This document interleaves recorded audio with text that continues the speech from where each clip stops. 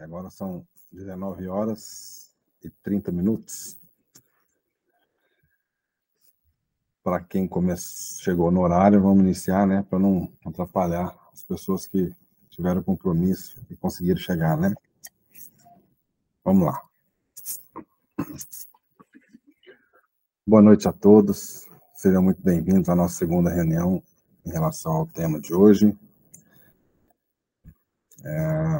Fico muito feliz que hoje, durante o decorrer da semana, se inscreveram mais pessoas. E isso quer dizer que todos estão sabendo a importância desse trabalho, né? De a gente fazer um trabalho bacana e conseguir representar nesse trabalho a vontade de todos, né?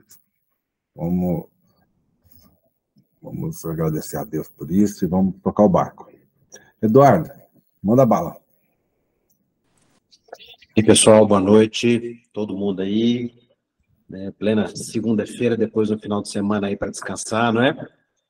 Isso aí. Bom, gente, na semana passada nós fizemos aí um brainstorm sobre essa questão de viabilidade econômica, que é o tema central desse nosso grupo de trabalho. E da semana passada para cá, de segunda-feira para cá, é claro, eu continuei estudando o assunto, acho que todo mundo aqui também procurou estudar um pouco o tema. E nós temos que, hoje, talvez, já colocar um pouco mais a mão na massa para que a gente possa fazer aqui, agora, um brainstorm, um levantamento de tudo aquilo que nós entendemos como custos, como investimentos.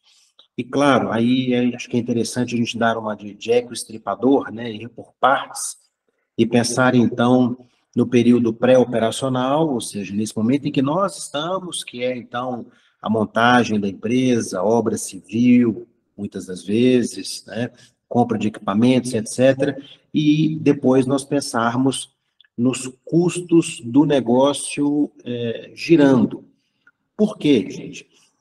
Para que a gente possa chegar em um número que seja aí um mínimo, um valor de remuneração mínimo viável para as empresas, né? Nós já falamos isso na semana passada, nós partimos sempre de três premissas, né?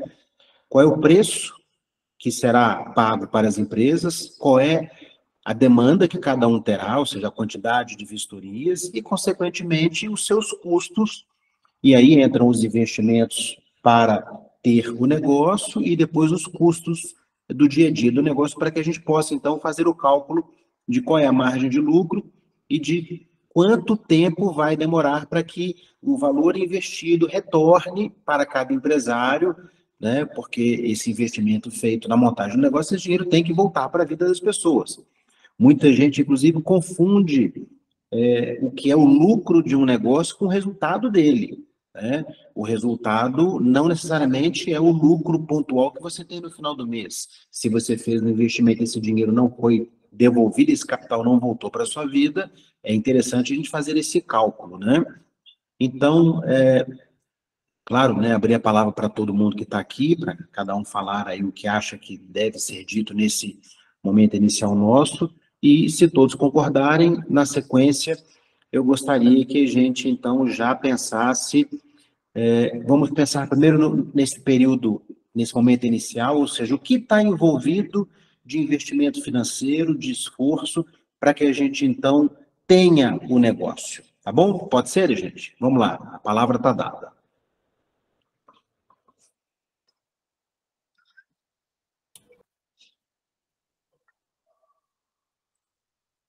Boa noite, Eduardo. Boa noite, Júnior. Boa noite, Doni. Tá ouvindo legal, né?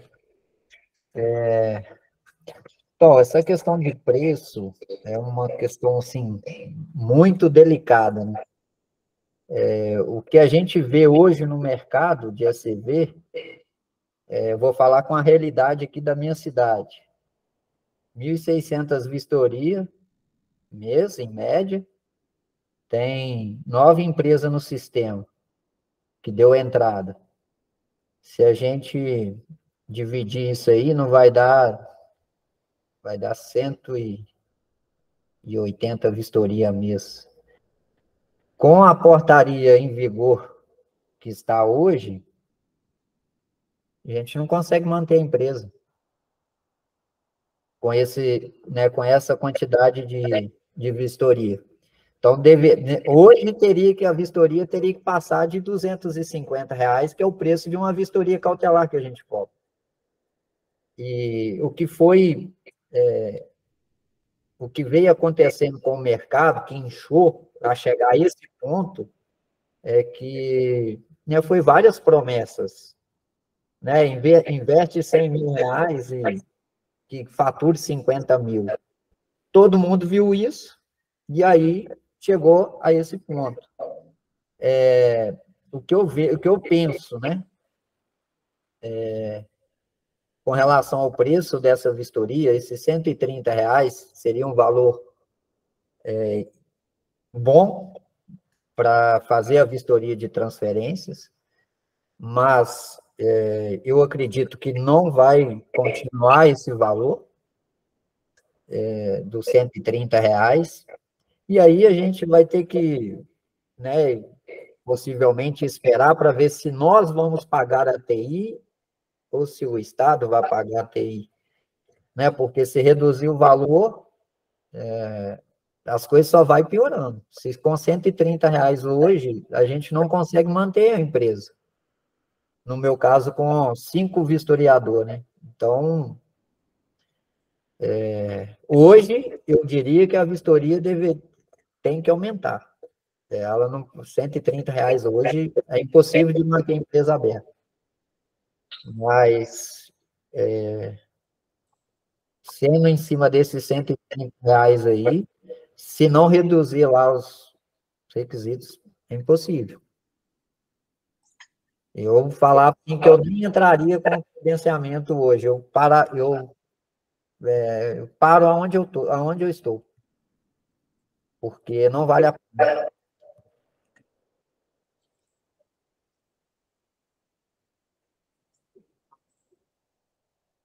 Ok? Mais alguém aí? Sim. Doni, qual que é a sua cidade aí? Eu não sei a sua cidade. Qual que ela é? Conselheiro Lafayette.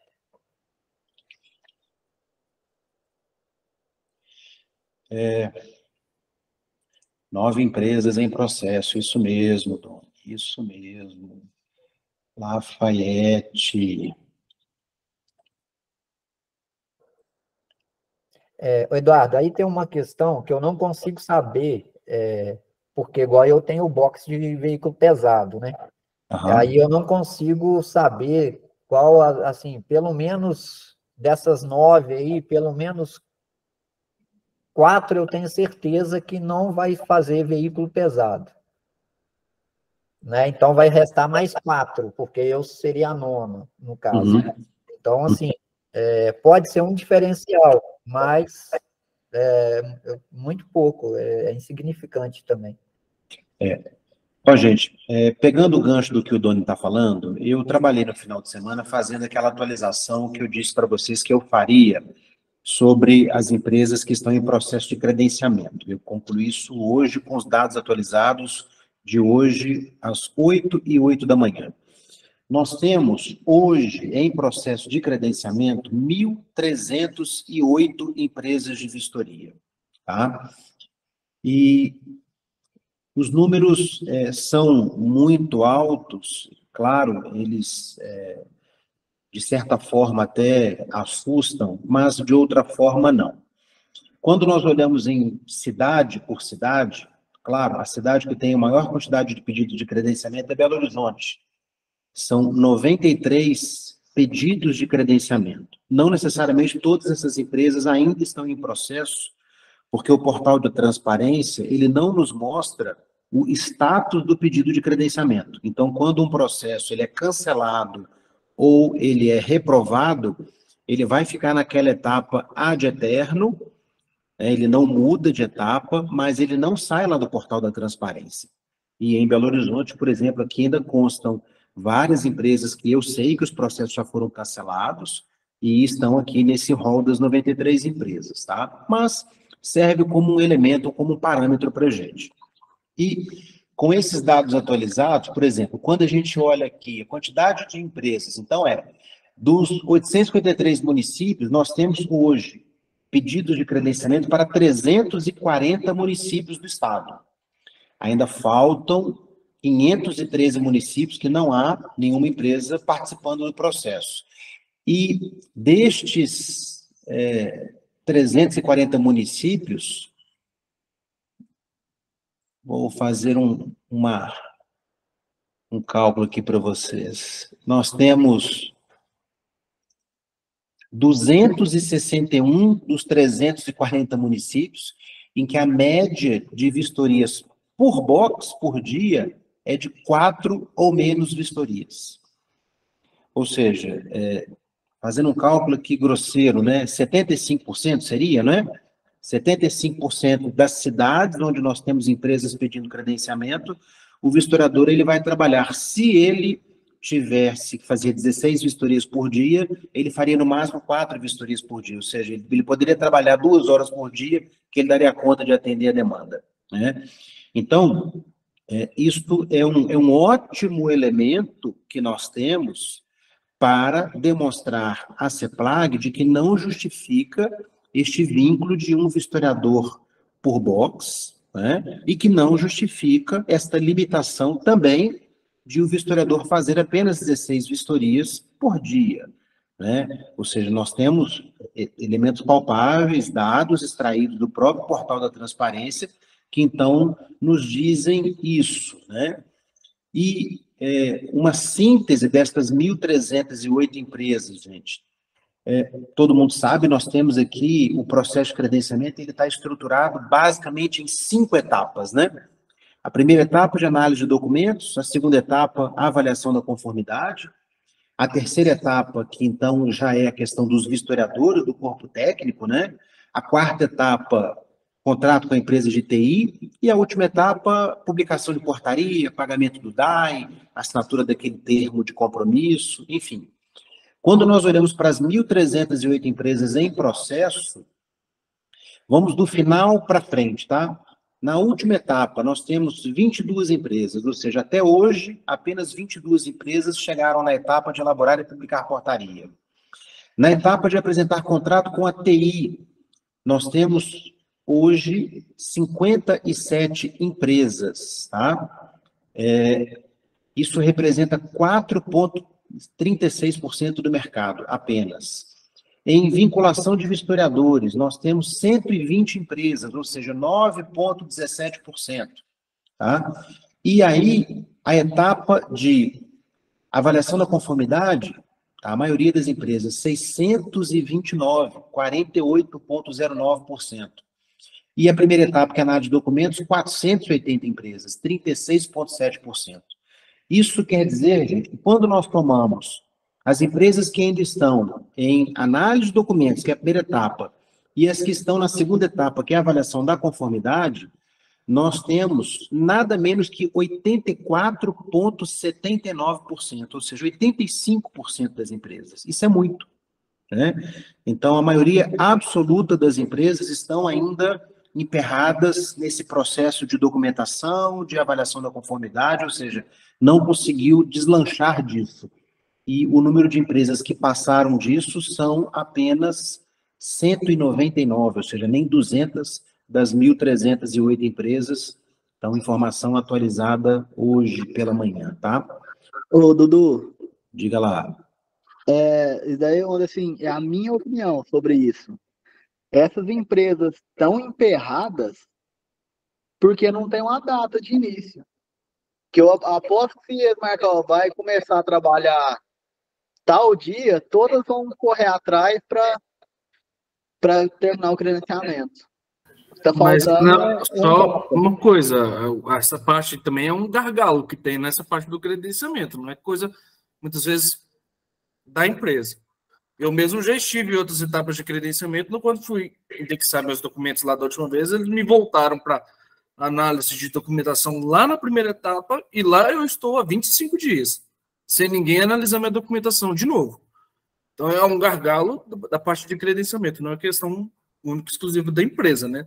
Tem empresas que já estão preparadas para entregar essa documentação e tem empresas que não estão, né? Sim, isso é uma combinação de fatores, né, gente?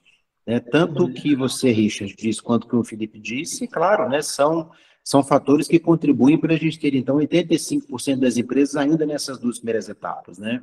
Ora, é o empresário que, propositadamente, ele atrasa o seu processo até para ele poder adiar os seus custos, os seus investimentos, claro, natural, e ora acontece isso, Felipe, que você disse, né? Que você faz a sua parte, você faz o seu investimento, mas você depende de alguém fazer o trabalho lá, de analisar, de aprovar, ou de devolver a tarefa para você, e isso não acontece a tempo e a hora, né?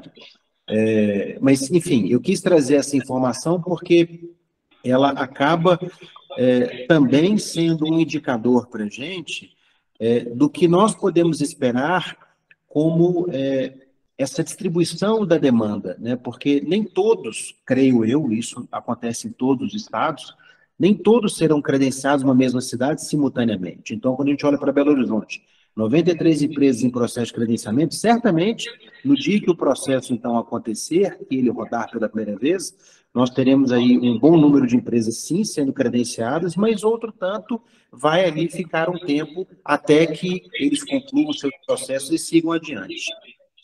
Edileuson, você está com a sua mão levantada?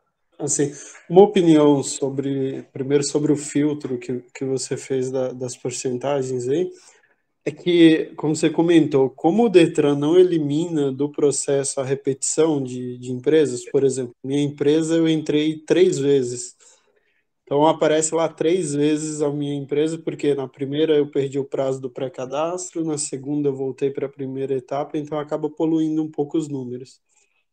E o segundo, quanto à celeridade do processo, eu tenho conversado com alguns colegas, está dependendo muito da cidade mesmo. Aqui na cidade, por exemplo, eles avançam muito rápido nas etapas iniciais. Primeira etapa de avaliação, 5 a 10 dias no máximo eles conseguem, só que eles represaram todas as empresas na etapa de avaliação de conformidade. Tem empresa que já está 2 meses, todo mundo chega na etapa de avaliação de conformidade, para ali e ninguém avança. Então, é complicado fazer análise de uma cidade para outra por conta disso, depende muito do local. E uma sugestão, só para a gente talvez tentar ser um pouco mais objetivo na questão dos custos, eu não sei se seria esse o objetivo. De repente a gente listar, e eu até tenho aqui os meus custos, eu poderia, de uma forma assim, generalista, compartilhar com vocês a análise que eu fiz do negócio, para a gente ver, avançar um pouco mais no que a gente vai ter de saída daqui da reunião, né? Tipo, quais os itens e os valores aproximados, para ter uma ideia. Sim, exatamente, né? Esse é o nosso objetivo, né, Edileuson?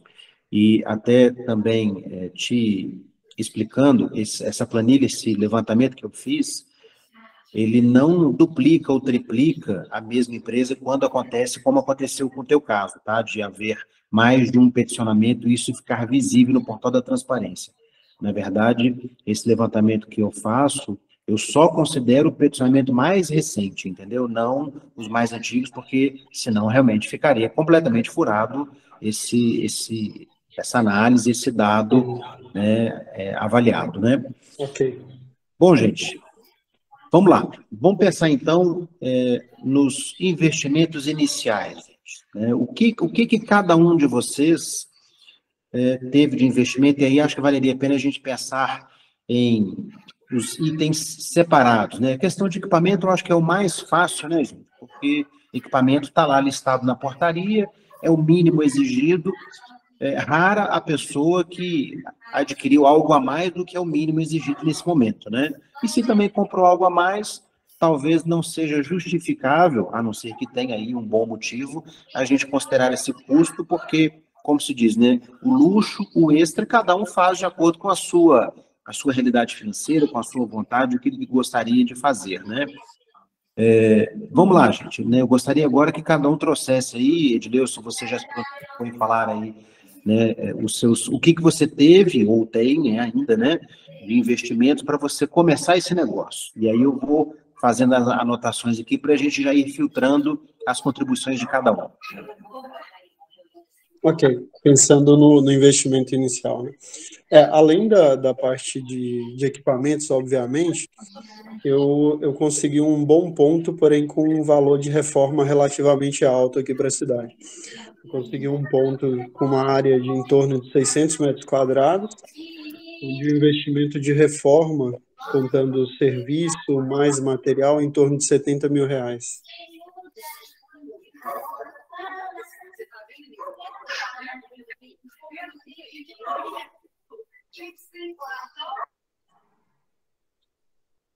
Oi, Edilson, pode continuar dizendo. Sim. Então, seria isso. Acho que um ponto que eu consigo contribuir em termos de custo seria isso, o quanto eu investi em reforma, que acho que é um ponto que a maioria que precisou, minimamente, né, pintar o local ou demarcar faixa, esse tipo de coisa. Então, é um investimento que eu tive em infraestrutura de TI para poder fazer cabeamento, esse tipo de coisa. Então, entrou todo na conta da reforma, aí, vamos dizer. Tá, então você está dizendo que você teve que fazer uma preparação do imóvel, que você então gastou com obra civil, com cabeamento de uma forma geral. Se você puder detalhar um pouquinho mais o que você considerou nesse investimento seu. Tá, vamos lá. A reforma dos banheiros, com a preparação de banheiros para, no meu caso são 2 banheiros, né? Um banheiro para deficiente, mais o banheiro comum. A preparação da sala de espera com ar-condicionado, rebaixamento de forro em gesso, esse tipo de coisa, pintura. Iluminação do local, então toda a parte de iluminação, adequação de iluminação. No meu caso, eu tive que adequar o portão de entrada para as dimensões que é exigida dentro da portaria, né? Então, troca de portão, esse tipo de coisa. Pintura de todo o imóvel, que a aparência dele estava bem, bem ruim. Preparação de piso com demarcação das faixas, demarcação das posições de cada uma das vagas, né? A preparação da sala administrativa, que aí também envolve ar-condicionado, preparação de uma copa ali para os funcionários, né? Os colaboradores vão estar atuando. Então, basicamente isso, é reforma civil com itens básicos de sala de espera e tá.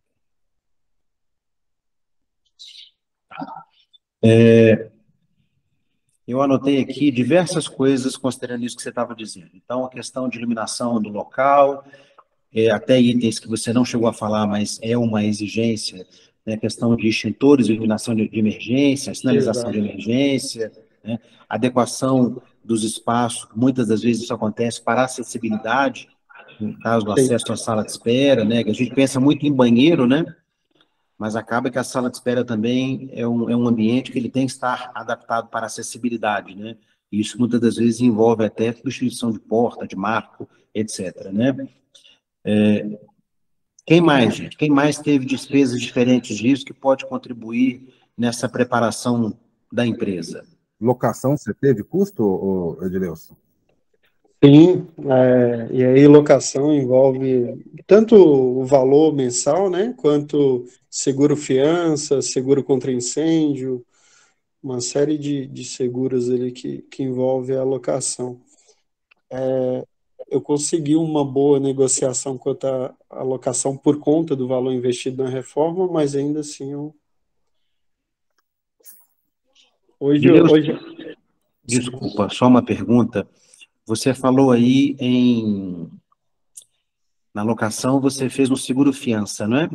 é, Qual obrigado, foi, não precisa falar número, mas se você puder só falar o percentual aproximado do 10%, comparado ao valor do aluguel, entendeu? 10% do valor do aluguel. 10%. Mensal, né? 10% valor mensal.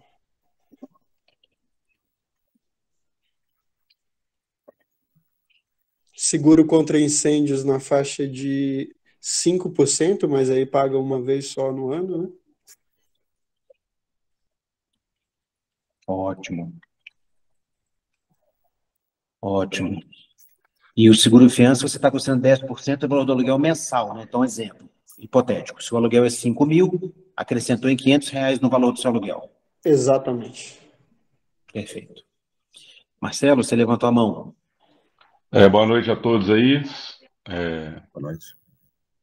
Só para agregar aí o que foi falado, eu acho também importante aquela questão que a gente gasta muito também com cabeamento, né? Para a questão da instalação das câmeras também, né? Que tem um custo aí para todos aí, né? Que eu creio, ainda mais aqui em Belo Horizonte, né? Que são 8 câmeras que a gente tem que estar instalando, né? Dependendo de como for o galpão, né? O meu seria para vistoria para 8 veículos leves. Essa parte aí toda aí também que o pessoal falou, que o amigo aí falou, né, de ar-condicionado, esse custo aí todo, os equipamentos de informática, só para agregar essa parte aí que é importante. E também esses seguros aí também, né, que IPTU também já vem como custo agora para gente, aluguel, isso tudo já está gerando custo a mais aí para todos aí, acredito. Pode colocar ali, Eduardo, acrescentar o seguro de responsabilidade civil, né? Que é coisas, itens obrigatórios. Uns pagaram mais barato, outros pagaram mais caro, mas em média acho que custa em torno de R$ 2.000 por 2 anos, né? Mais ou menos isso, né? É isso aí. Luciano. Só mais um ponto, mais um item também, que alguns já devem estar pagando também, é questão de internet também, né? Alguns já estão com a internet aí, já estão pagando também, sem estar usando, né? Internet 0800. Isso me fez lembrar só de um item que eu tive que agregar também, que é segurança patrimonial. Porque como o galpão aqui tá parado durante esse tempo, eu tive que colocar um sistema de vigilância lá e aí eu pago em torno de um pouco mais de 5% do valor do aluguel por mês para ter uma empresa com monitoramento 24 horas lá que eu tive problemas com roubo durante a reforma e aí ficou bem seguro também. Bacana. Luciano. Eduardo, boa noite a todos. Boa noite. Um custo também que a gente tem que prever aí, que eu tive aqui, custo de AVCB, custo administrativo aí de alvará, né, licença ambiental. Então, assim, é um custo bem significativo, porque é uma parte também que, se a gente não tiver, não funciona. Também custo de parte de informática, né, de computadores, impressores. Então, impacta bem esses custos, além do que os colegas já falaram aí. O que você teve de custo com a VCB? Você poderia dar uma ideia para a gente? A VCB, geralmente, você tem que contratar aí uma empresa, um profissional credenciado lá no Corpo de Bombeiros. Então, esse profissional, só poder iniciar esse trabalho aí, vai te cobrar uma média de um salário mínimo e meio para poder fazer o projetinho, para poder dar entrada lá, né? E a taxa que você tem que pagar lá do Corpo de. Então, dá uma base aí de um salário e meio, mais ou menos. Os computadores, a turma sabe aí, dependendo da configuração aí, né? Notebook ou até mesmo um PC normal, está na faixa aí de R$ 3.000, né? E impressora. Então, assim, é um custo bem significativo. Bacana que Você lembra de dizer o valor da taxa dos bombeiros que você pagou? A taxa de bombeiro geralmente tá girando na casa aí de, me parece que foi R$ 120 ou R$ 130. Que é a taxa de vistoria que eles fazem lá para poder fazer vistoria, que na verdade eles nem vão lá fazer essa vistoria. O profissional, ele dá entrada, aí o bombeiro lá, depois de toda a documentação certa, ele já te dá o ABCB, colocando lá que eles podem a qualquer momento ir lá para poder ver se está de acordo com o projeto que foi apresentado. Se estiver de acordo, está ok. Se não estiver de acordo, eles caçam aquela licença e você tem que fazer tudo de novo. A Licença minha aqui foi ambiental. R$ 266 a taxa de bombeiro. Para mim aqui foi R$ 266, que eu até cheguei a olhar aqui a taxa de bombeiro. Eu paguei mais barato. Engraçado isso, né? Porque isso é estadual. Estranho ter um valor diferenciado assim, tão discrepante, né? A minha também foi esse valor de 263, tá, Eduardo? Tá. Paguei hoje. Tá. Seria a minha também o mesmo preço. Mas você pagou foi esse ano, não foi? A minha eu paguei hoje. Eu paguei o ano passado. Ah, então pode ser isso. Então, pode ser que de repente teve um aumento aí e tal. Isso. Outra coisa que eu acrescentar, Eduardo, é os honorários do contador, né? Para manter a empresa tudo certinho, né? Sem dúvida. Não sei se todos contrataram também, mas tem a parte de arquitetura para quem teve que fazer reforma, eu tive que pagar projeto arquitetônico, e tem a parte da ISO 9001 também, que a gente não tinha falado. E a questão do projeto arquitetônico ainda tem a questão da emissão da RT, que paga uma taxa para o CREA também de 190 alguma coisa assim. Então tem essa despesa, né, isso já está até anotado aqui. Luciano, você falou de licença ambiental. O que foi exigido de você de licença ambiental aí no seu município? Na verdade, aqui quando você vai fazer um empreendimento, né? Eu estou fazendo aqui em Contagem. Aqui em Contagem, para você poder tirar o alvará, você tem que tirar uma taxa, você tem que fazer a licença ambiental em conjunto lá com a Transcom. Geralmente é uma licença simples que eles dão para ver o impacto que o seu empreendimento vai ter, né? E como o impacto é baixo, você paga uma taxa, que eu não lembro o valor certo dela, é uma taxa pequena, para você poder agregar junto do alvará que você tem essa licença ambiental. Se você não tiver, você não consegue o alvará de funcionamento. Algumas cidades eles estão exigindo isso mesmo. Tem cidade que eles cobram, inclusive, pelo alvará também, nem todas. Mas em algumas cidades, a emissão do alvará é condicionada ao pagamento de uma taxa. Absurdo isso, né? Não é fácil, não. Taxa de funcionamento, taxa de... Muita coisa tem. Se for analisar mesmo, eu acho que vale até a pena pegar aqui a relação das taxas, porque é importante, né? Falando de taxa, inclusive nós temos a TFLF, né, que é a taxa de fiscalização e funcionamento das empresas, né, que a maioria das cidades cobram, né, e que é caro. Em Belo Horizonte essa taxa é cara, né, não é barato. Acrescentar também, Eduardo, o engenheiro também, né, para fazer a planta, né, que muitos aí tiveram que pagar o técnico também, né? Sim, né. E tem também para quem chegou na parte dos funcionários já, né? Tem que pagar também aquele negócio lá de lançar de segurança de trabalho que exige aqui em Minas. Eu esqueci o nome. O PPRA e o PCMSO. Isso. Que aqui, para mim, eu consegui de um amigo, eu paguei um salário mínimo para o serviço dele em relação a isso. O colega lembrou bem aí, o PCMSO que você tem que fazer, e o documento também do Tectrabalho. Tem alguns locais aí, por exemplo, se você tiver aqui a vigilância sanitária aí lá para poder fazer alguma coisa, eles pedem isso aí também. E a própria prefeitura também pede, pela quantidade de funcionários que nós vamos ter aí, né? Que no caso aqui são 8, né?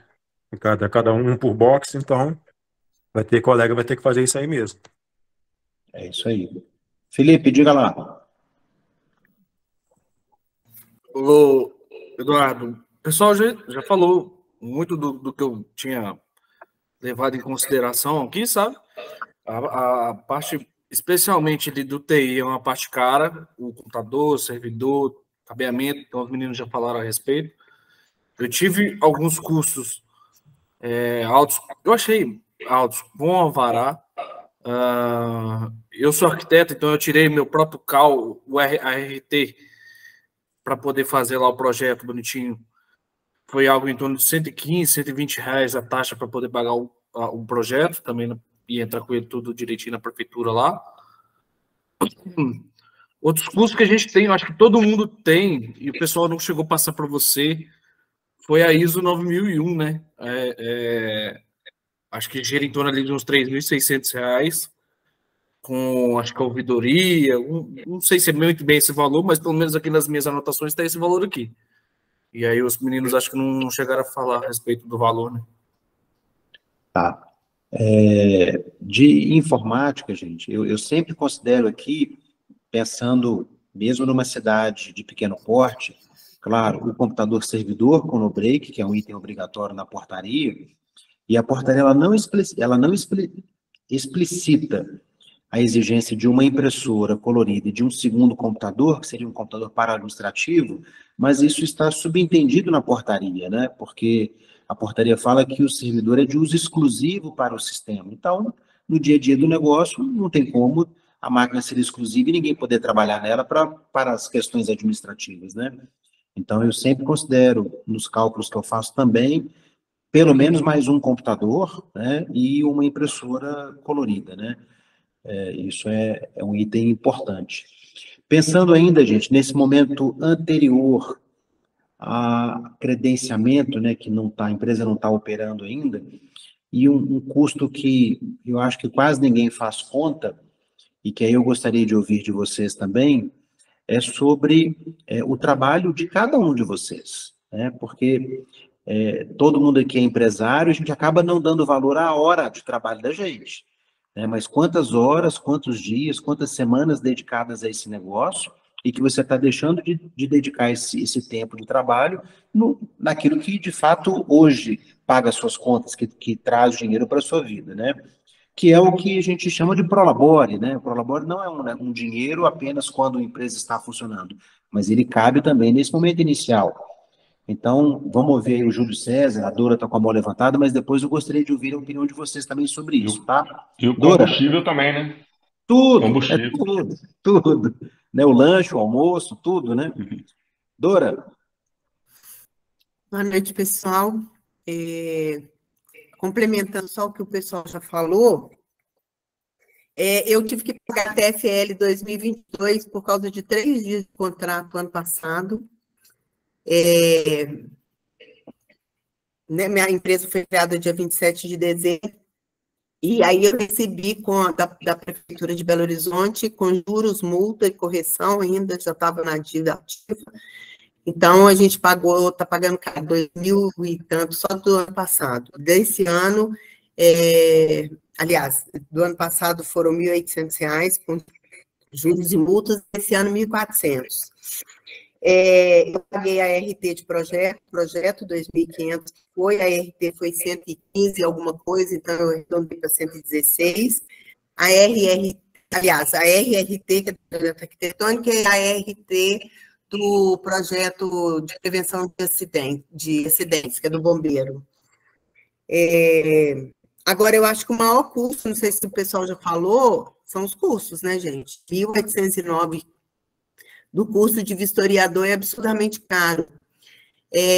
Eu trabalhei numa empresa no Sistema S e a gente tem esses cursos especializados do Detran, e a unidade de Goiânia, ela tem o curso de historiador a R$ 400.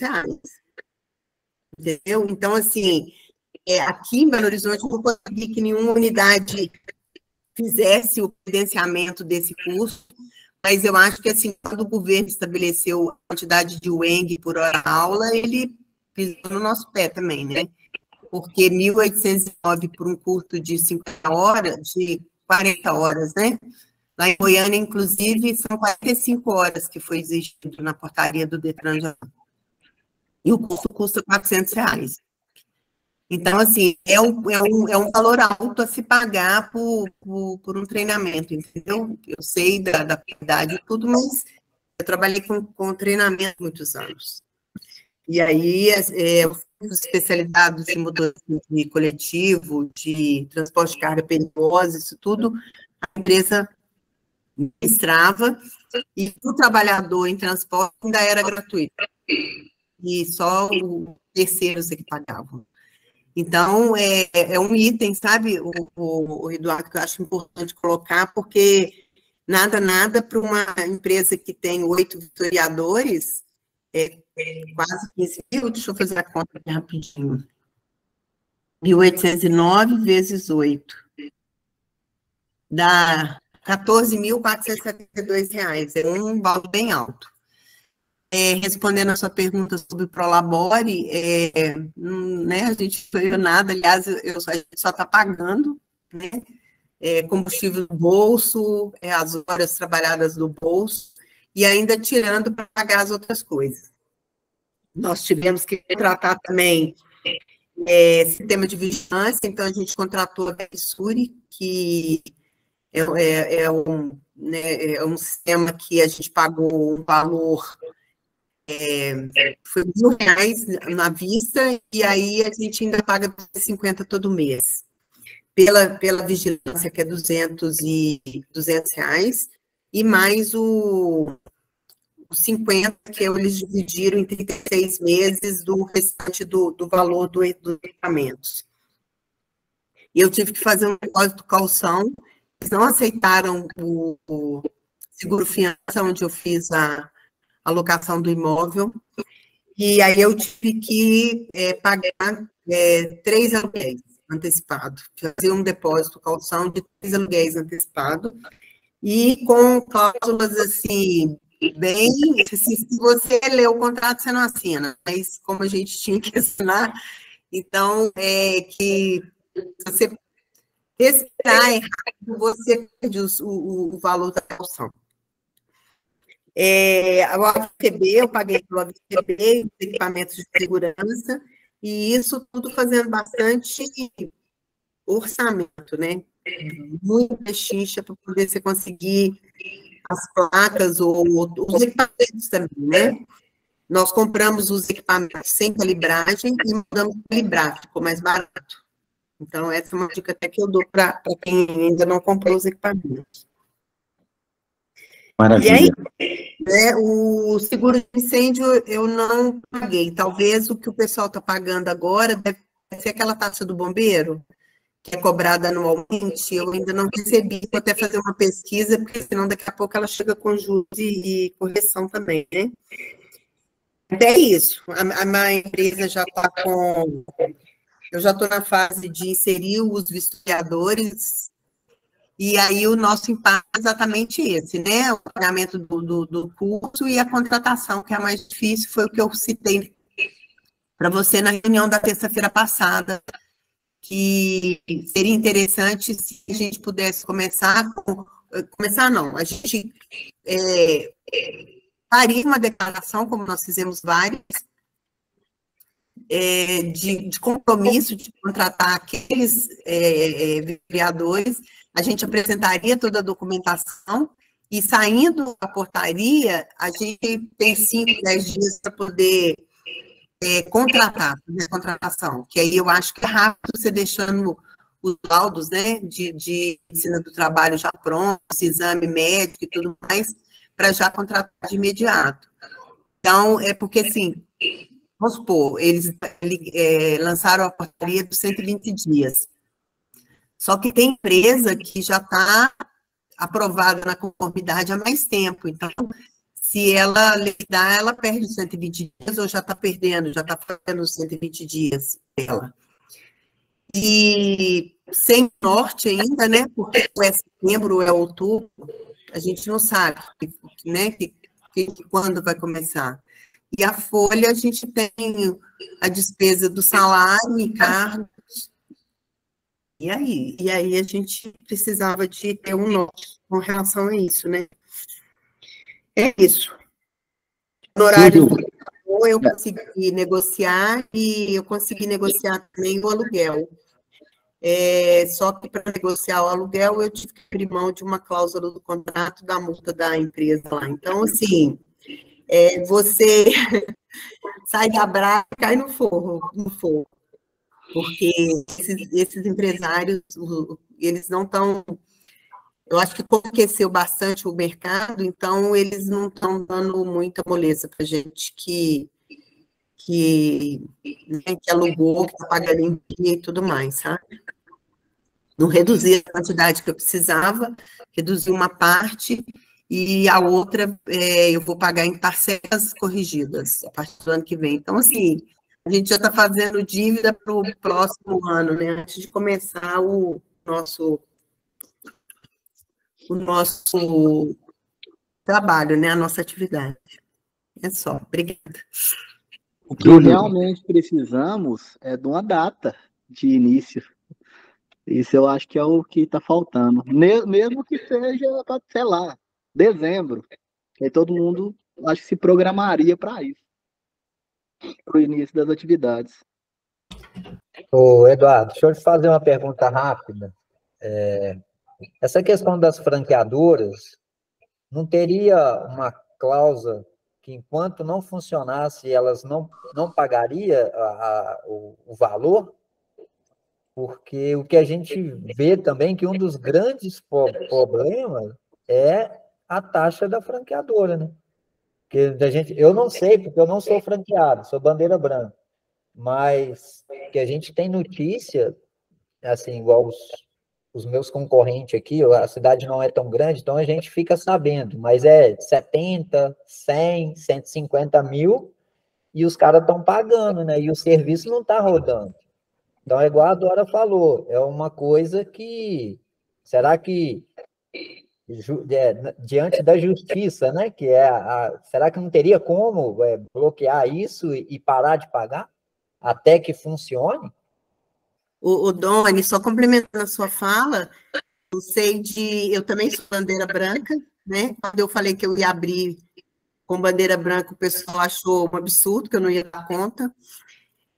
Mas, assim, tem gente que comprou 3, 4 franquias e não conseguiu abrir nenhuma.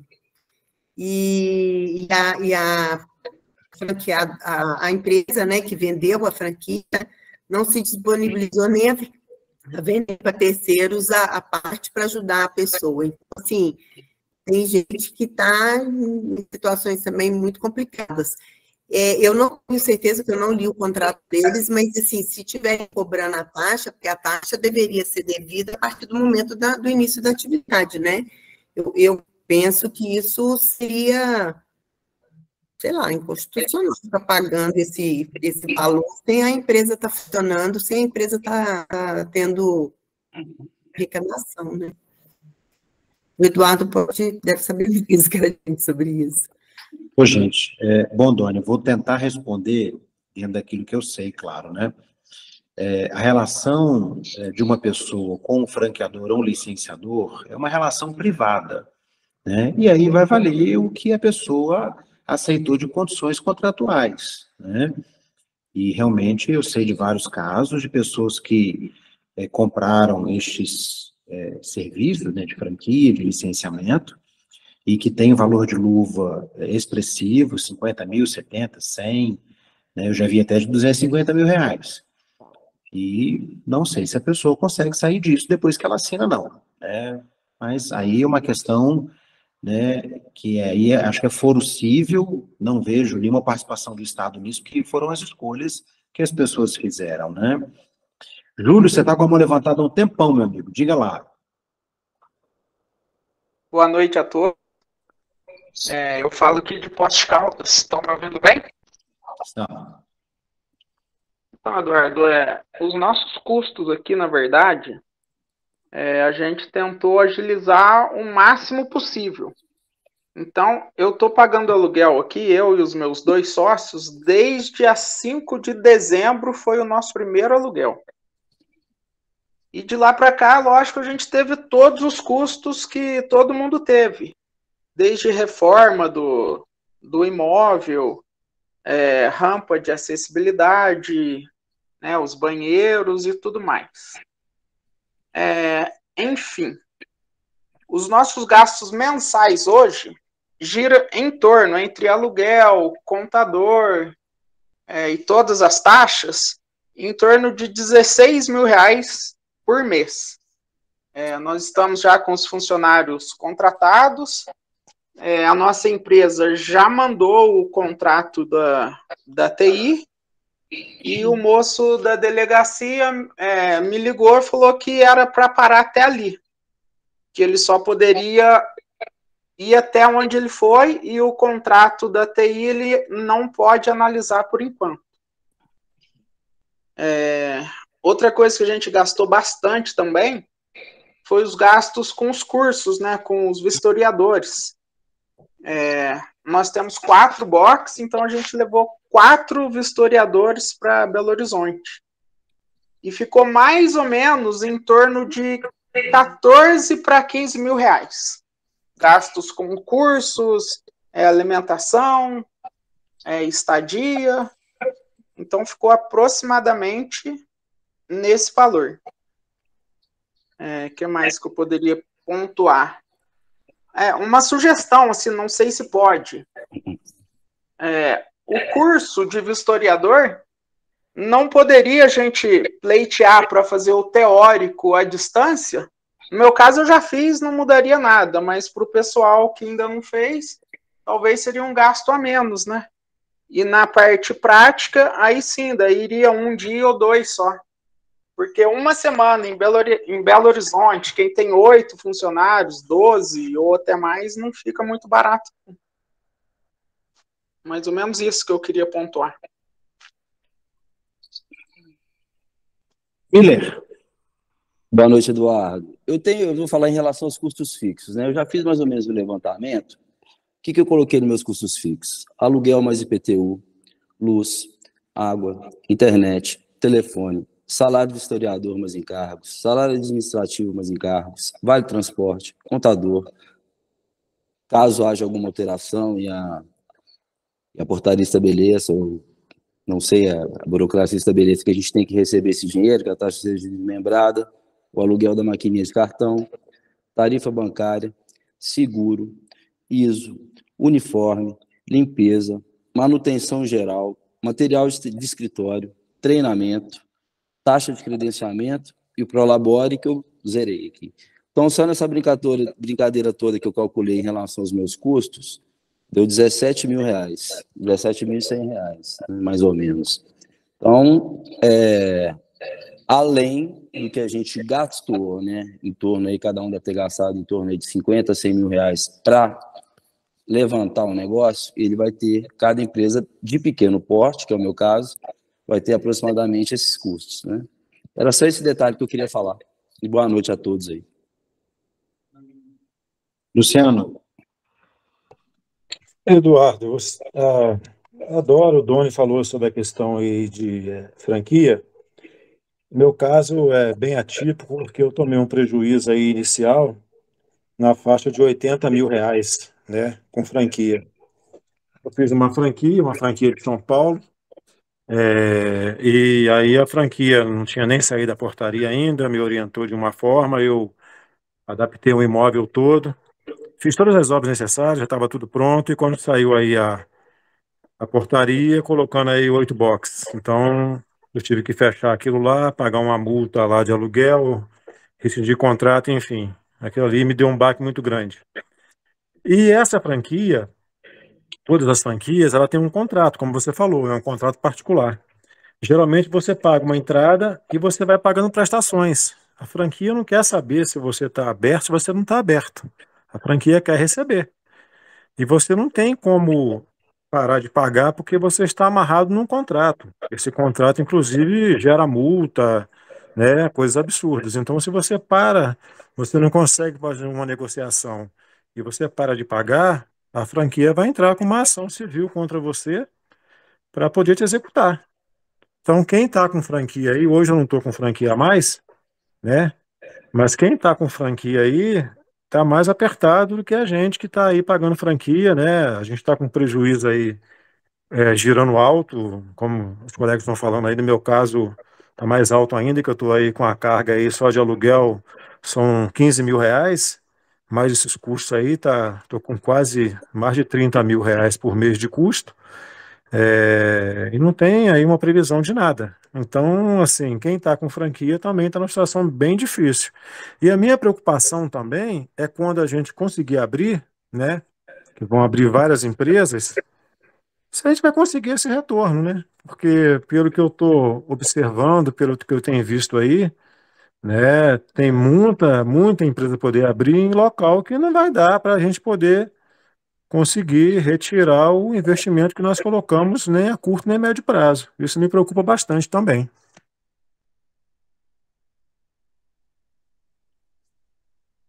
É isso aí. Bom, gente, vamos pensar agora um pouquinho. Nós falamos bastante aqui sobre essa etapa inicial de preparação da empresa, de reformas, de equipamento, disso tudo, né? De taxas.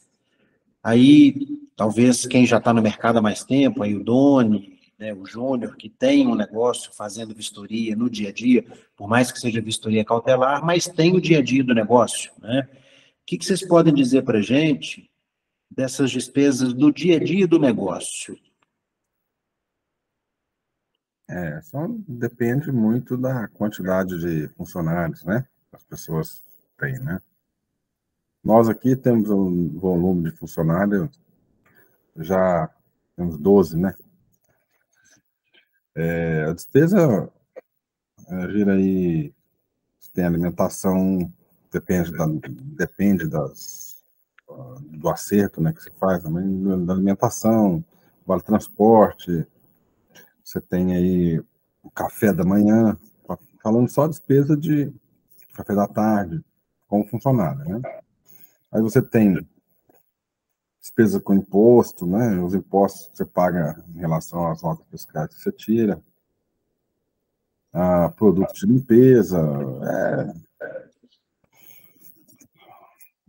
produtos químicos para remoção de tinta, para limpeza de numeração de motor, né? Vamos ver aí. Despesas com uniforme, né? Deslocamento, despesa da operação em si, né?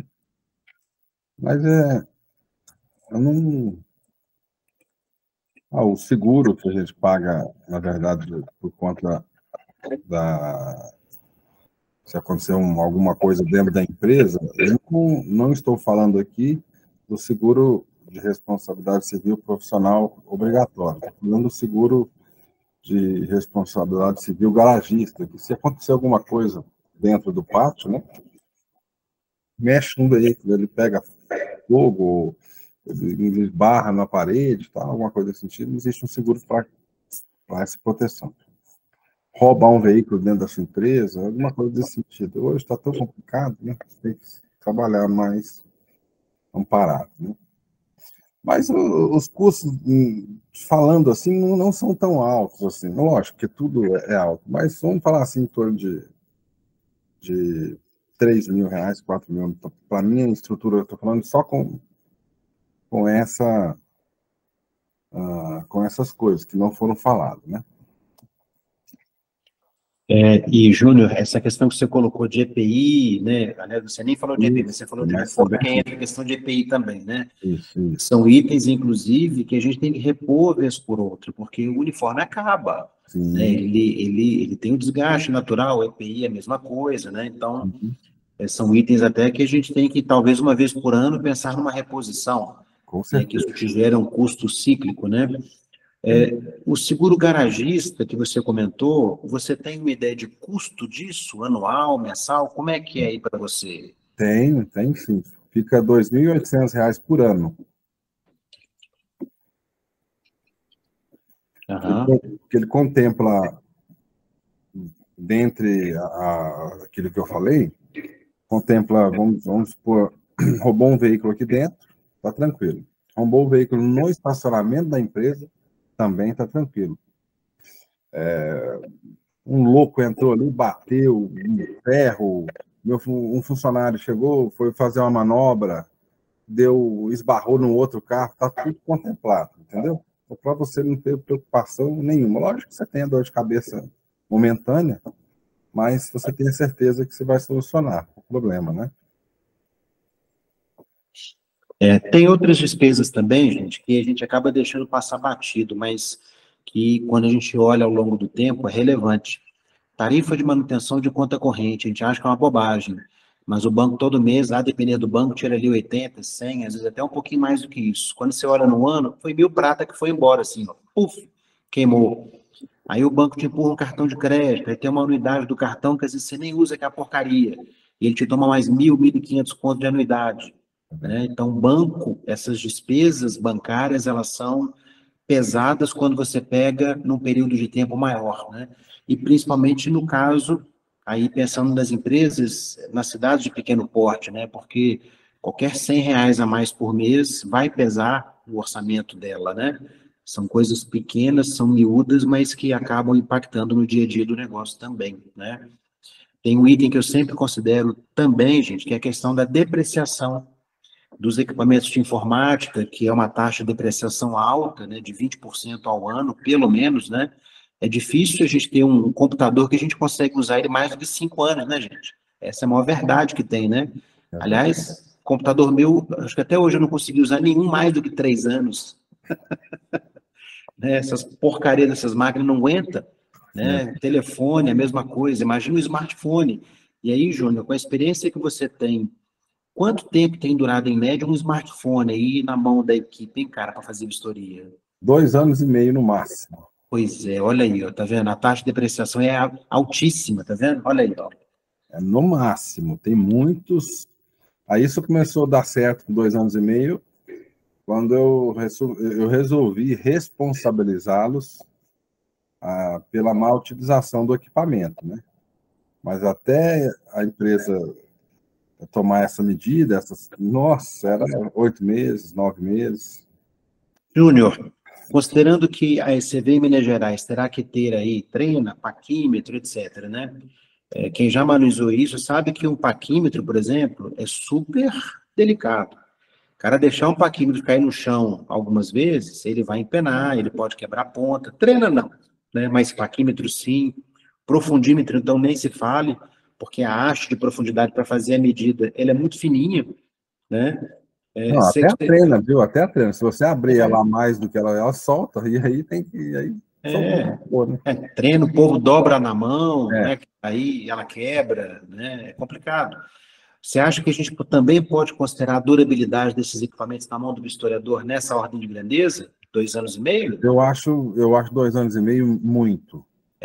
Eu acho muito. A depender da situação, porque uma coisa é o smartphone, que às vezes a pessoa tem um cuidado a mais, né? Já pega nele já pensando que não pode deixar cair. Agora, uma trena, um parquinho, nossa, eu quero ver. Eu quero ver, mas assim, durar um ano vai ser lindo. Cara, imagina aquele medidor de espessura de camada de tinta seca. Se ele cair com a ponta de medição no chão, basta cair uma vez. Acabou. Ele quebra, não funciona mais. Basta cair uma vez. Não precisa de cair 2, não. Justamente. Então, aqui a gente tem até um modelinho, depois, se as pessoas quiserem que a gente disponibiliza no futuro, lógico, a gente tem um modelinho de uma declaração, né? A pessoa, na verdade, até ver como é que foi, é um termo de compromisso com aquele equipamento, né? Se algo acontecer por má utilização, a responsabilidade, com certeza, tem que ser de quem fez, né? Não tem dúvida. Ô, Júnior, essa sua contribuição foi super importante, viu? Porque quem está no dia a dia, ainda mais aqui em Minas Gerais, que também tem essa questão cultural, né? Às vezes as pessoas em outros estados, a cultura é um pouquinho diferente, né? Hora melhor, hora pior, né? Você vai para o Nordeste, as coisas são mais difíceis, né? Doni, você está por aí ainda? Estou, sim. O que você pode nos dizer, meu amigo? Rapaz, eu estou vendo o Júnior falar aí, eu fico até pensando como que eu consegui sobreviver esses longos anos aqui sozinho. 2015 para frente, até a pandemia, o meu irmão trabalhou comigo, que a demanda aumentou bastante. Mas daí para cá, tá eu sozinho novamente. Enquanto o Júnior ia falando, eu fiz umas contas aqui. O meu custo hoje é R$ 3.800. Eu não pago esse segundo seguro que o Júnior paga. Eu pago só o seguro de responsabilidade civil, aluguel, água, luz, internet, e eu não coloquei a depreciação do smartphone. Então, assim, meu custo hoje é R$ 3.700. Fazendo vistoria cautelar de veículo de passeio e veículo pesado. Em média, consigo retirar aí R$ 5.000, em média, mensal. Em se tratando da ECV, por exemplo, eu vou dar um pequeno exemplo assim, a gente, ao longo desses 13 anos, a gente vai aprendendo muita coisa, né? Quando eu comecei lá em 2010, muita gente falou para mim, igual falaram para a Dora, ah, você sozinho você não vai conseguir. Eu ainda não consegui chegar aonde eu quero chegar, que é ter a empresa credenciada pelo Detran, né? Mas aí é uma luta que, né? Uma luta que está fora das nossas mãos. E com tudo que vem acontecendo, fazendo obra, mexendo, eu não comprei nenhum equipamento até agora. Comprei 2 computadores, comprei o ar-condicionado, mas não instalei. Então, assim, a empresa está sendo construída de forma que o Detran me pede igual ele pediu as fotos, eu mandei as fotos da empresa com 80% pronta, faltando 20%. Porque na hora que eles me ligarem para agendar, eu mando instalar o ar-condicionado, eu coloco placa, escrevo o número de box, pinto a faixa. Então, assim, então eu não tive muito custo com a ECV, igual os nossos amigos, né, estão tendo aí, né, com as adaptações. E aí, as pessoas, elas têm que entender que em Minas Gerais, principalmente a minha região aqui, que está na 040, né, sentido Rio de Janeiro, a vistoria cautelar ela não é bem vista. A maioria dos meus clientes são clientes de fora, que vai comprar carro aqui na região. Amanhã eu vou andar 60 quilômetros para fazer uma vistoria. Então, assim, então não tem realmente uma demanda, né, de serviço para manter as empresas. Na hora que falar, a partir de hoje, a vistoria é terceirizada, vai ser empresas que vai fazer as vistorias de transferência. Automaticamente, essas vistorias cautelares vai ser aumentada, porque a vistoria ela vai ficar mais rigorosa, as pessoas vão ficar ansiosas, né, de chegar e ter seu veículo talvez apreendido, coisa que hoje acontece do cara ter dúvida, ele deixa o despachante sair, vem, paga para a gente a vistoria cautelar, e se der zebra, der ruim, eles, né, não levam o carro lá de novo. Então, assim, tem né, arruma outros meios para sair. Mas, fazendo um bom trabalho, ainda dá para fazer, né, a vistoria cautelar, né, até as coisas, né, acontecer, igual o Júnior, né, faz. O Zeca até não faz, mas nós temos outros conhecidos, o Jesus faz bastante lá em Passos, o Djalma faz bastante lá em... fugiu o nome da cidade dele, Itajubá. Então, assim, a gente vem sobrevivendo ao longo desses anos de vistoria cautelar. Mas é isso. Aí...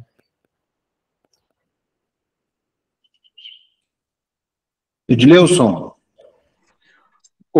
Eduardo, um ponto que eu ainda não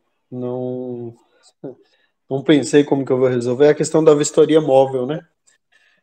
Porque eu entendo que para vistoria móvel você vai ter, a portaria não deixa claro, mas você vai ter que ter um veículo ali disponível, um custo de investimento no veículo para poder realizar essa vistoria móvel, né? Para quem está se credenciando para móvel. Então, acho importante incluir também uma motocicleta ou um carro, por mais que seja alugado, para poder realizar essa vistoria.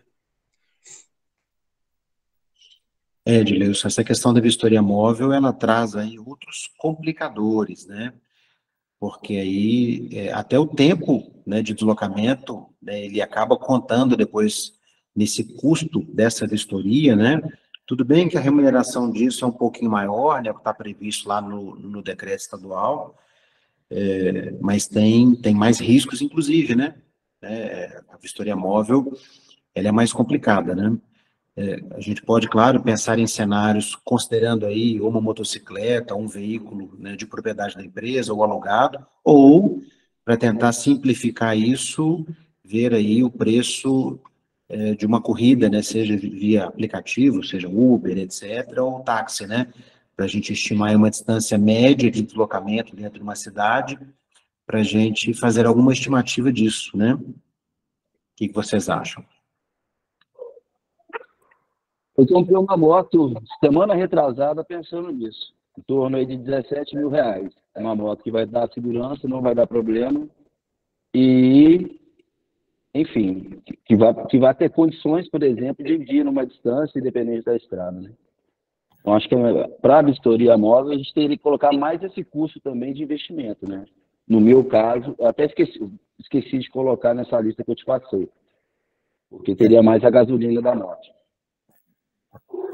Tem também a contratação do seguro de vida, que ele é uma questão que a portaria obriga, né? O que eu pago aqui, acho que é R$119 por mês, mais ou menos isso.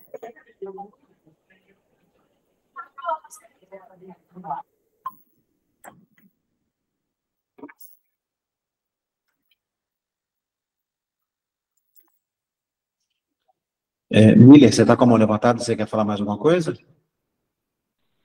Não, eu esqueci de tirar ela aqui. Ah, tá bom. Felipe. O meu é só uma dúvida, porque na semana passada eu não pude participar da reunião. Se às vezes foi dito alguma coisa a respeito de pleitear nesse documento a existência da cautelar junto com a estrutura da ECV, né? É uma coisa que eu comentei no grupo com o pessoal, às vezes a questão da vistoria de transferência ser o único produto que você pode ofertar dentro do ECV limita vamos dizer assim, a rentabilidade, vamos dizer assim, a receita sua ali dentro, e no final das contas, a existência da cautelar ou outros serviços, por exemplo, de consultoria histórico, outros serviços que podem ser ofertados ali dentro, também ajudar a gente a pleitear e custear a ECV. Mas é uma dúvida que eu tenho, porque eu não estava na última reunião, não sei se foi conversado alguma coisa a respeito disso. Felipe, foi sim, tá? Não só nessa reunião da viabilidade econômica, mas em outro grupo de trabalho. E, claro, nós vamos ainda ter algumas reuniões para a gente depois poder chegar num consenso, né? Mas a minha opinião, e eu acho que a opinião de muitas pessoas, é de que nós temos que sim pleitear que a ECV faça qualquer tipo de vistoria. E aí não importa o nome, se é cautelar, se é vistoria para seguro, não importa. Afinal, a infraestrutura está ali para isso, né? Exatamente, que a ECV tenha liberdade de fazer todo e qualquer tipo de vistoria, né? E não apenas isso, mas que ela também possa vender produtos e serviços que não são conflitantes com a atividade de vistoria. Nós demos aqui até o exemplo do Lava Jato, entendeu? Ou do cara utilizar o espaço à noite, fora do horário do expediente da empresa de vistoria, como estacionamento rotativo, uma pernoite, entendeu? Qual o problema? Né? Então, talvez, né, Júnior? Vamos ver, né? Nós ainda temos 2 semanas aí, essa semana e mais 2, mas eu acho que isso caminha para ser quase que um consenso das pessoas, né, de realmente flexibilização nesse sentido, né, Júnior? Com certeza, com certeza. Desculpa, pode falar. Eu acho que, assim, para manter o negócio de forma saudável, vale tudo, né? Tudo que, lógico, não atrapalhe. Agora, eu entendo que essas coisas que você está falando, uma vistoria cautelar, tem gente que fala em um laudo fotográfico, qualquer coisa relacionada à vistoria de veículo, qual que é o problema? Na minha visão, nenhum. Até porque você tem uma estrutura extremamente preparada para essa finalidade, né? Então, eu vi que o Guilherme da Otimiza levantou a mão. Você quer falar alguma coisa, Guilherme? Não, Júnior. Obrigado, foi sem querer. Foi sem querer? Dora? Eu só queria perguntar, dentro disso que foi falado da móvel, aqui em Belo Horizonte tem a quantidade de empresas credenciadas para suprir a demanda da móvel de veículos pesados, Eduardo? Você fez esse levantamento? Dora, a portaria, ela obriga, né, que toda empresa de vistoria tenha aí aquele kit mínimo de equipamentos para poder fazer vistoria móvel, né? mas ela diz que só poderá fazer a move dos veículos pesados quem tiver box para veículos pesados. O portal da transparência, infelizmente, ele não nos mostra a quantidade e o tipo de box que cada empresa está solicitando. Então, a gente não consegue ter esta informação, né? Então, infelizmente, isso a gente não sabe. Porque foi até o que o Doni comentou, né? Na cidade dele tem 9 empresas, que ele não sabe dessas 9 quantas que tem box para pesado. Infelizmente, só com o credenciamento que nós saberemos, né? Porque, em tese, está previsto que a portaria que credenciará a empresa informará a quantidade de box e o seu tipo, né? Vamos ver se eles vão fazer dessa forma mesmo, né? É porque nas cidades do interior, eles não exigem pequeno porte, né? Que eles não exigem o espaço para o caminhão dentro da empresa, né? Um box exclusivo dentro do galpão. E que pode ser feito na rua. Se em Horizonte eles poderiam liberar, talvez, para de médio e grande porte, fazer essa vistoria de carro pesado móvel, entendeu? Porque, por exemplo, em grandes empresas ou que têm grandes frotas, seria interessante, né? Se a gente pudesse atender essa demanda, facilitaria o trabalho tanto da empresa quanto para nós, no bolso, já que está criando, assim, outras alternativas de possibilidades de ganho, né? Para aproveitar o espaço que a gente tem, para não ficar tão ocioso, né? Porque 100 vistorias, né, pela planilha que você mostrou outro dia, 103 vistorias por vistoriador mês, é muito pouco, né? No total, eu acho que, assim, o valor arrecadado vai ser pequeno e, assim, o número de empresas não para de crescer, né? Dora, eu vou apenas fazer um complemento na tua fala. A portaria, ela não diferencia, em função do porte da cidade, a questão do box pesado, tá? Então, mesmo na cidade de pequeno porte, se a pessoa quiser fazer vistoria de veículos pesados, ela tem que ter o box para veículos pesados, tá? Aliás, a portaria, ela explicitamente diz que é terminantemente proibido fazer a vistoria, independente de qual é o tipo de veículo, na rua, né? Isso terá que ser objeto até de uma autorização, enfim, né? Tem esse detalhe. Doni, você levantou a mão. Eduardo, essa questão do box de veículos pesados, uma das falas seria isso, para falar, né, que não pode fazer na rua. E a outra é questão dos vistoriadores. Deixar desde já, que é a reunião de amanhã, né, mas que os vistoriadores ele possa fazer tanto veículo de passeio quanto veículo pesado. E a outra questão com relação à vistoria móvel é que, de repente, ela não fica obrigatória. Por exemplo, eu tenho facilidade, mas a outra empresa não tem facilidade para colocar alguém para fazer a vistoria móvel. Então, que a empresa ela possa, né, tomar a decisão e escolher se ela quer fazer vistoria móvel ou não, porque isso também vai ajudar até a reduzir custo, né, que não vai precisar de um carro, não vai precisar de uma moto, né, para baratear. E essa questão de mexer nos requisitos das empresas, por exemplo, eu adaptei aqui, tive que fazer um muro de arrimo para colocar a vaga de caminhão ficar plana com a rua. Então, eu gastei mais ou menos uns 18 mil reais para fazer isso e mais 20 para cobrir.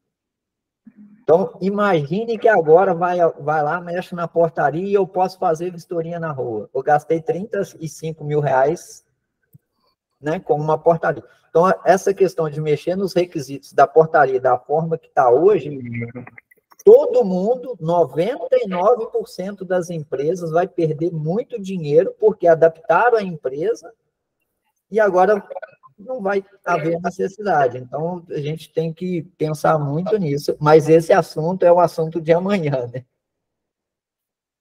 Tranquilo. Com você, Tony. Oi. Tá? Eu concordo com você. Tem que levantar a mão primeiro aí, hein? Deixa eu ver aqui. Luiz Carlos, diga lá, Luiz Carlos.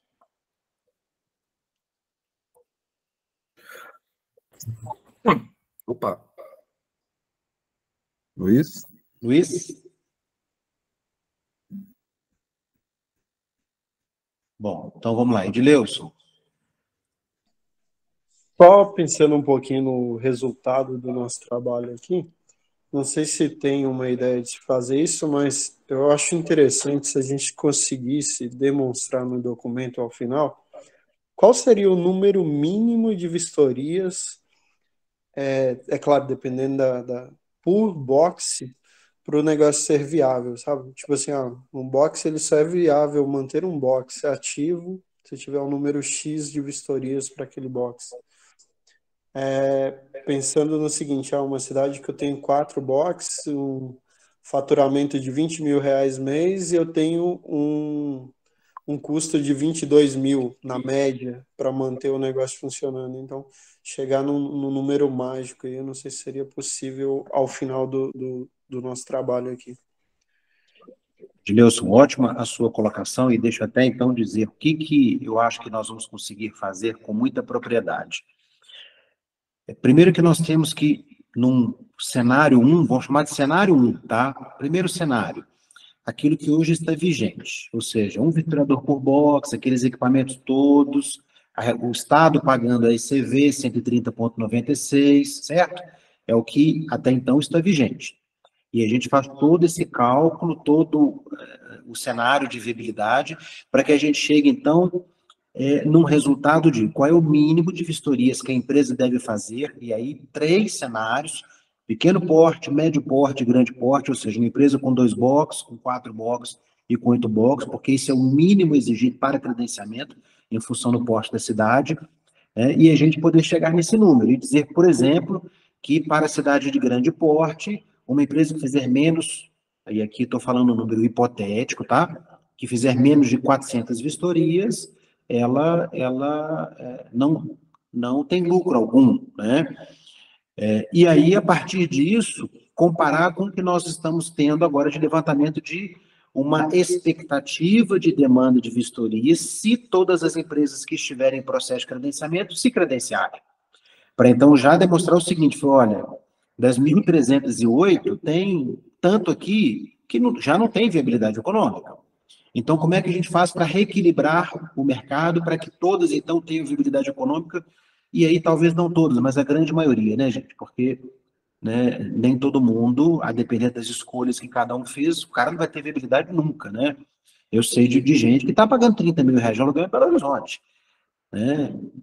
Imagina quantas vistorias essa pessoa terá que fazer para ela poder pagar as despesas dela, né? Porque um aluguel de 30 mil significa um IPTU proporcional a 30 mil, né? Tudo é mais caro, sem dúvida alguma, né?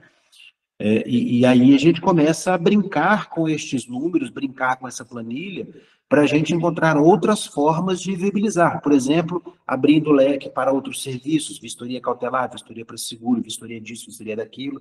Aí a gente brinca com esses dados e, claro, quanto mais refinado forem esses dados, e é isso que nós já fizemos muito hoje aqui, nesse bate-papo nosso, a gente vai trazer mais propriedade. Por exemplo, a gente conversando aqui, eu fui já colocando outras questões que são custos que a gente talvez não enxergue agora, mas que daqui a um ano você vai olhar.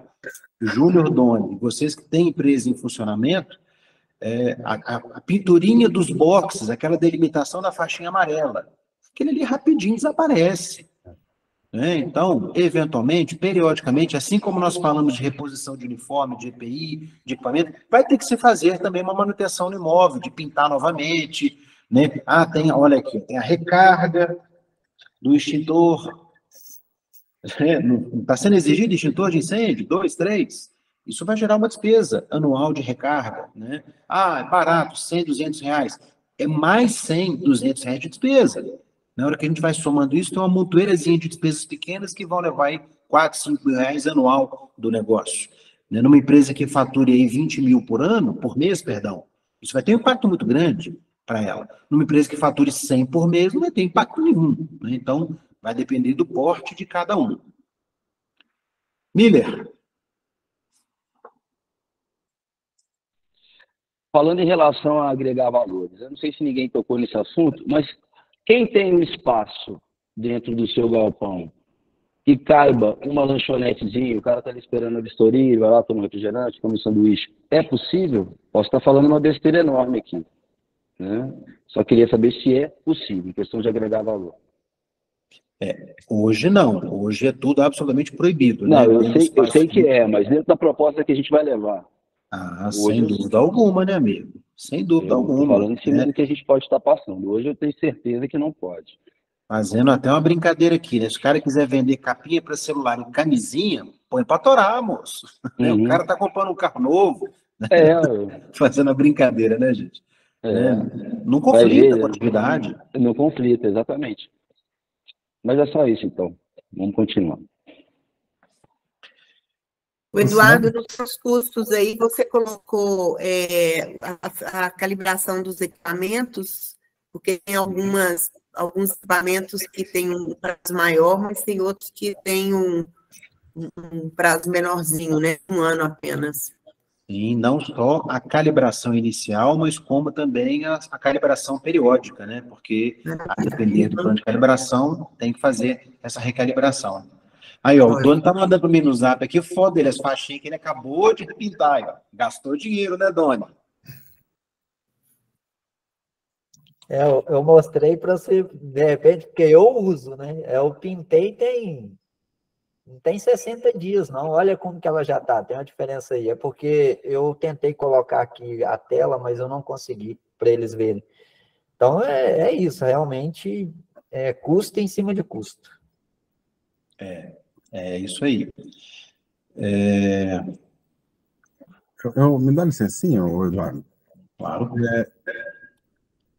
Assim, a proposta, né? Nós estamos estudando, fazendo os levantamentos diante dessa situação, porque quando alguém for pensar em abrir algo nesse sentido, ele tenha informação. Porque hoje está todo mundo abrindo um negócio no escuro. Ele não tem informação na verdade, nem de quantas empresas tem na cidade, ele não tem essa informação. Tem essa informação, Eduardo, você que é um pesquisador, um cara louco que fica lá em cima procurando. Mas, sinceramente, as pessoas não têm. Não têm. E isso seria muito interessante. Olha, acho que se for para investir em um negócio, para não dar dinheiro, receber dinheiro, lucro, para ter lucro, ninguém faz. Ninguém faz.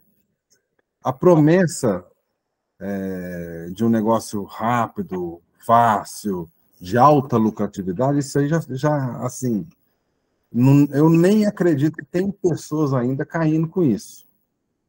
Eu acho que não. Eu até abriria esse negócio hoje num município que não tivesse nenhuma empresa.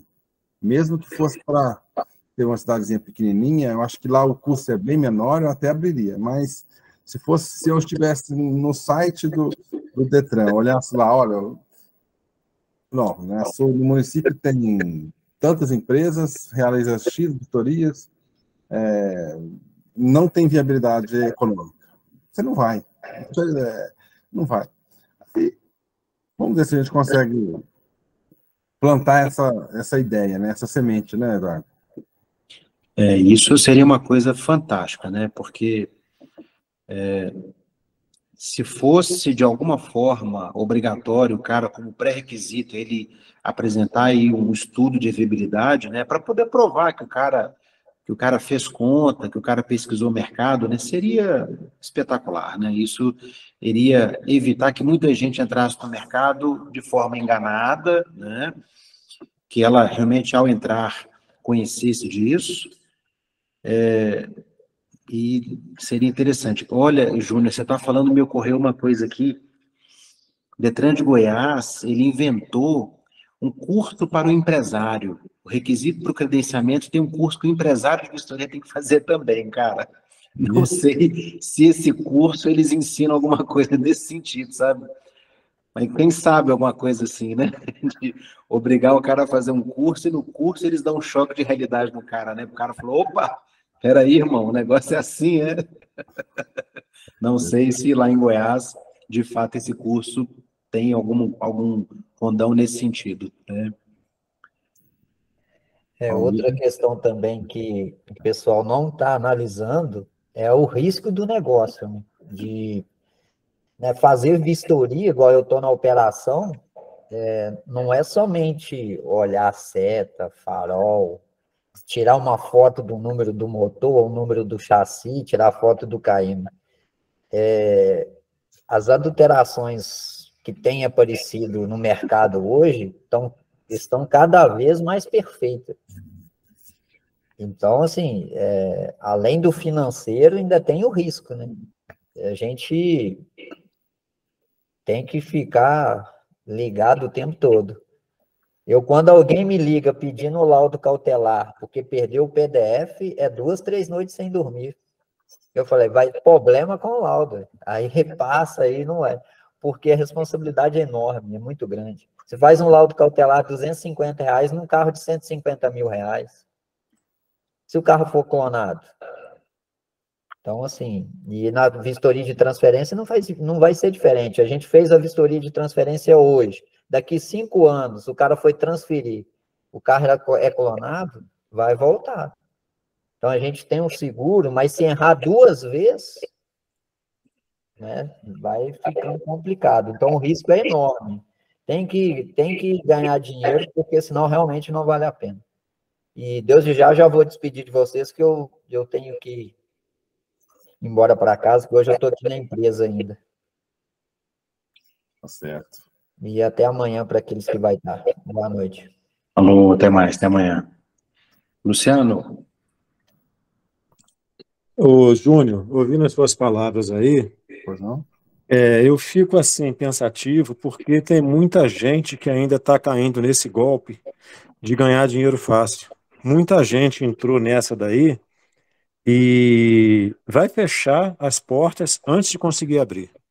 E se você vasculhar aí a internet, Facebook, tem aí muitas empresas aí oferecendo franquia até hoje, falando que é dinheiro fácil, rentabilidade garantida, e as pessoas, infelizmente, elas não preocupam realmente em olhar o mercado, fazer um estudo de viabilidade, e vai caindo. E uma coisa que me preocupa muito, isso aí a gente tem que tentar viabilizar, é o Detran querer utilizar esse espaço, né, que a gente vai ter como uma coisa única para eles. Você não pode montar mais nada ali naquele espaço. Então, se você ficar lá com 2, 3 boxes ali ociosos, você não vai conseguir fazer nada com aquilo. Se conseguir realmente agregar, né, de fazer outra coisa no espaço, vai ser muito interessante. Eu acho que na gestão anterior do Detran, isso é muito difícil, porque a gente tentou em algumas outras situações que a gente tinha convênio com o Detran e falou assim, não, o espaço tem que ser exclusivo para atender o Detran. Agora, tomara que essa gestão nova tire essa mentalidade da cabeça e entenda que o empresário ele tem que fazer a empresa rodar, ele tem que ter faturamento para conseguir sobreviver. Porque se colocar essa mesma premissa, vai ter muita gente aí com espaço aí muito bacana, muito grande, que vai ficar ocioso, não vai conseguir girar aquilo ali e vai tomar um baita prejuízo. É uma preocupação constante. A sua preocupação é a nossa, né? Mas eu tenho muita fé, eu posso estar enganado, mas eu tenho muita fé que as pessoas que estão liderando esse processo hoje no governo são pessoas com a mente um pouco, vamos dizer assim, mais abertas, né? Até pelo histórico das pessoas. Se você for analisar, pontuar direitinho quem são as pessoas, você vê que existe uma diferença aí de comportamento. Eu não acredito, sinceramente, eu não acredito que depois da construção desse documento que nós estamos fazendo, da forma com que nós estamos fazendo, com a dedicação, com a transparência, com a seriedade que nós estamos tratando desse assunto, nós vamos levar um estudo concreto, algo assim, que não tem jeito de falar que tem favorecimento de A, de B ou de C, algo real, algo com pessoas de mercado, com pessoas com a realidade da situação. eu não vejo como possibilidade do Detran olhar para o documento e falar assim, olha, isso aqui não existe. Não, eles vão saber da situação. Aí a tomada de decisão é deles, mas eles vão saber. Eles vão ver, vão se debruçar sobre esse assunto. Eu tenho certeza disso. Miller? Em relação ao que o pessoal está falando, que muita gente está entrando no escuro. Mas isso é um pouco também de culpa das franqueadoras, né? Porque quando o cara procura a franquia, essa viabilidade econômica tem que ser o primeiro assunto a ser tratado com ele pela franqueadora. Então, se o cara está assumindo esse risco, né? Enfim, ele vai entrar. Então, uma forma de policiar essa área aí para não saturar o mercado seria ver essa situação dos franqueadores que chega lá e vende o sonho para o cara que não é a realidade. Né? Acho que no caso, eu penso, quem entra no escuro, ele entra sem saber nada. Então, eu acredito que as franqueadoras não estejam omitindo a realidade. Então, a pessoa está assumindo esse risco, apostando que o concorrente vai quebrar, que não vai dar conta, ou por desconhecimento mesmo, que não quer fazer e vai na loucura e faz. Enfim, mas essa parcela muito grande aí de empresa dentro, além do limite, dá para ver pelas franqueadoras, né? É isso. Eduardo, você tem mais alguma coisa acrescentada? Não, gente. Já são 9h06, né? Já tem aí 1h30, 1h36 que nós estamos em reunião. Eu anotei absolutamente tudo que nós colocamos aqui hoje pensando em custos para o negócio e eu entendo que agora, então, é tentar transformar isso aqui numa grande planilha de viabilidade para que na próxima semana a gente comece a brincar com esses números aqui em tempo real. E aí a gente comece, na reunião da semana que vem, a lapidar isso para na última reunião a gente, então, consolidar. O que vocês acham? Acho interessante. Eu acho interessante também, desculpa te interromper, Felipe, eu iniciei aqui. A gente tem que focar bastante, Eduardo, nessa parte de agregar valores aí. Eu acho que é uma proposta inovadora e isso ajudaria muito. Né? Boa noite a todos. Boa noite. Eduardo, essa planilha depois você pode divulgá-la para a gente vai ter acesso, de repente, de dar uma olhada? Como é que vai ser? Luciano, não chegamos a conversar sobre isso, né? Eu entendo que sim, né? Claro, aí depois nós vamos verificar essa situação com o Júnior, aí, com o Doni, né? O pessoal da Viveng, tá? Ok, obrigado. Então, se ninguém... cadê o Guilherme? Tá aí ainda? Saiu. Se ninguém tem mais nada a acrescentar, boa noite a todos. Durmam com Deus e até amanhã para quem for participar. Um abraço. Falou, gente. Um abraço. Boa noite. Bom descanso. Boa noite. Obrigado. Boa noite. Tchau, tchau. Boa noite Tchau, a tchau. todos.